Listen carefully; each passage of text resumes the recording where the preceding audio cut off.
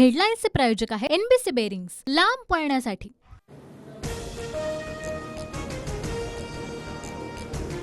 उद्या 3 वाजता निवडणुकांची घोषणा होणार। निवडणूक आयोगाची उद्या दिल्लीमध्ये पत्रकार परिषद। निवडणुकीच्या घोषणेनंतर देशभरात आचारसंहिता लागणार। आचारसंहिता लागण्याआधी आज राज्य मंत्रिमंडळाची बैठक। मंत्रिमंडळ बैठकीत महत्त्वपूर्ण निर्णय होण्याची शक्यता। देशभरात 6 ते 7 टप्प्यात लोकसभा निवडणूक होण्याची शक्यता, तर महाराष्ट्रात 3 ते 4 टप्प्यात निवडणुकीची शक्यता। शिंदे गटाचे 12 आमदार पुन्हा उद्धव ठाकरेंकडे येणार। चंद्रपुरातील सभेत वकील असीम सरोदेंचा दावा। सरोदेंनी 12 आमदारांची यादीच वाचून दाखवली। जयंत पाटील फडणवीसांसह अनेकांच्या संपर्कात। जयंत पाटलांचं अगोदर फायनल होऊ द्या, छगन भुजबळांचं वक्तव्य। सोमवारी मोठे राजकीय भूकंप बघायला मिळतील, आश्चर्य वाटेल असे अनेक जण आमच्याकडे येतील, शिंदे गटाच्या संजय शिरसाटांचा दावा। वसंत मोरेंनी घेतली संजय राऊतांची भेट। सामना कार्यालयात मोरेंची राऊतांची चर्चा, तर पुण्यामध्ये वॉशिंग मशीन नको, वसंत मोरेंची प्रतिक्रिया। उमेदवारी कोणाला द्यायची याचा निर्णय पक्ष घेईल, पक्ष सांगेल त्याचा प्रचार करणार। वसंत मोरेंच्या संभाव्य उमेदवारीवर काँग्रेस आमदार रवींद्र धंगेकर यांची प्रतिक्रिया। उद्यापर्यंत महायुतीच्या जागा वाटपाची चर्चा पूर्ण होईल, तर शिवसेना उमेदवारांची यादी रविवारी किंवा सोमवारी जाहीर होणार, आमदार संजय शिरसाट यांची माहिती। श्रीकांत शिंदेंना उमेदवारी जाहीर करण्याचा अधिकार कुणी दिला, मंत्री छगन भुजबळांचा सवाल।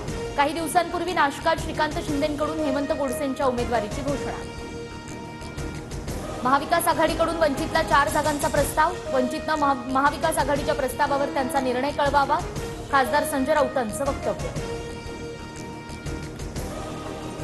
लोकसभा निवडणुकीच्या जागा वाटपासंदर्भात महाविकास आघाडीची आज बैठक।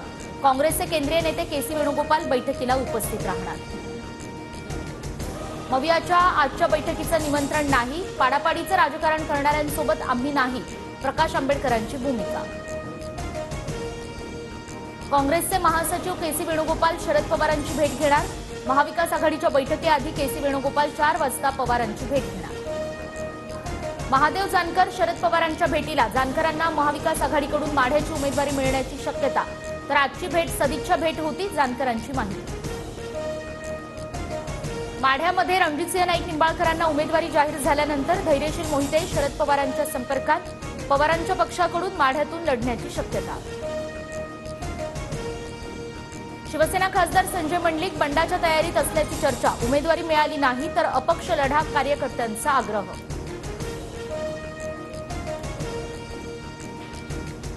उमरेडचे काँग्रेस आमदार राजू पारवे महायुतीच्या वाटेवर। फडणवीसांच्या नागपुरातील निवासस्थानी दोघांची भेट।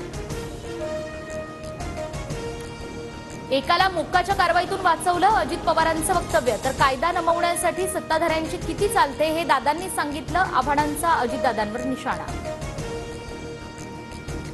अजितदादा गटाचे रवींद्र पाटील शरद पवारांच्या भेटीसाठी मुंबईत दाखल। रवींद्र पाटील सिल्वर ओकवर जाऊन शरद पवारांची भेट घेणार। जात प्रमाणपत्राच्या प्रकरणात दिलासा मिळाल्यास नवनीत राणा भाजपकडून लोकसभा लढणार, विश्वसनीय सूत्रांची टीव्ही9 मराठीला माहिती। तर खासदार नवनीत राणा या युवा स्वाभिमान पक्षाच्या कार्याध्यक्ष पदाचा राजीनामा देण्याची शक्यता। गडचिरोली आणि भंडारा गोंदियाच्या जागेवरून महायुतीत पेच। दोन्ही जागांसाठी राष्ट्रवादी आग्रही, तर दोन्ही लोकसभा मतदारसंघात सध्या भाजपचे खासदार। उपमुख्यमंत्री देवेंद्र फडणवीसांसह अजित पवार पुन्हा दिल्लीला जाणार। जागा वाटपासंदर्भातील चर्चेसाठी फडणवीस आणि अजित पवार दिल्लीला जाणार असल्याची माहिती।